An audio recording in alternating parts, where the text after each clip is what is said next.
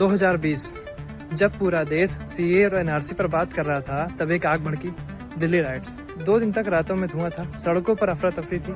पर सवाल ये है कि क्या एक दंगा सिर्फ एक कम्युनिटी क्लैश था या फिर इसके पीछे था एक पॉलिटिकल ऑपरेशन, एक attempt to shake the government itself. Delhi police ने कल एक रिपोर्ट पेश की है जिसके अकॉर्डिंग दिल्ली राइट्स को रिजीम चेंज ऑपरेशन बताया गया है। दिसंबर 2019 में सीए के खिलाफ प्रोटेस्ट शुरू होते हैं। शाहीन बाग रेजिस्टेंस का सिंबल बन जाता है, लेकिन कुछ महीने बाद जब राइट्स हुए तो टाइमिंग सस्पिशियस थी। ट्रंप उस समय इंडिया विजिट पर आए हुए थे और उसी वक्त कैपिटल में दंगे। ये कोइंसिडेंस तो बिल्कुल नहीं हो सकता है। इंटेलिजेंस रिपोर्ट्स के हिसाब से प्रोटेस्ट वेल कोऑर्डिनेटेड थे। फंडिंग और कम्युनिकेशन चैनल्स भी ट्रेस हुए हैं। सोशल मीडिया पर ट्रेंडिंग हैशटैग्स और मिस इन्फॉर्मेशन से टेम्परेचर और बढ़ा।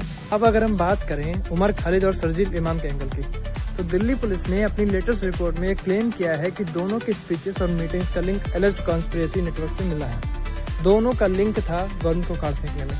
पुलिस का कहना है कि राइट्स अचानक नहीं हुए थे, बल्कि पूरी तरह से प्लान थे। पर रिपोर्ट्स ने फिर से डिबेट खोल दी है कि क्या ये सिविल प्रोटेस्ट था या एक डीप प्लान्ड ऑपरेशन।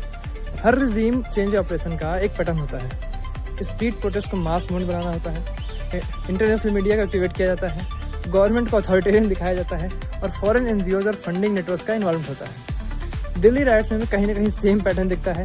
एक तरफ स्लोगन्स और प्रोटेस्ट दिखते हैं। इंडिया में जो दिल्ली राइट्स होता है ग्लोबल कवरेज होती है, सेम नैरेटिव बिल्ड किया जाता है कि इंडिया इन क्योस।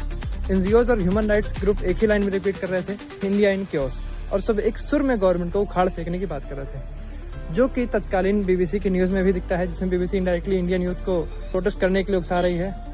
क्या ये सब एक लार्जर जियोपॉलिटिकल डिजाइन था जहां इंडिया की इमेज को वीकन करना था? एक्सपर्ट्स कहते हैं ये राइट्स एक मैसेज थे, अगर कोई गवर्नमेंट नेशनलिस्ट पॉलिसीज लाएगी तो प्रेशर होगा स्ट्रीट से और स्क्रीन से, दोनों तरफ से। जय हिंद, जय भारत।